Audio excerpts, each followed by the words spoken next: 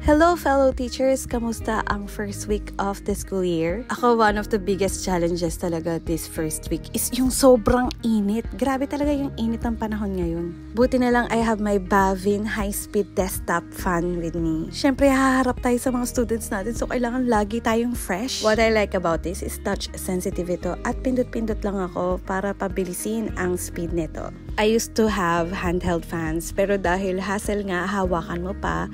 Ito napakaganda nito dahil ilalapag mo lang siya sa desk mo. Ayan, I use this inside the faculty room at napakadali pa niyang i-charge dahil Type-C na yung charger niya.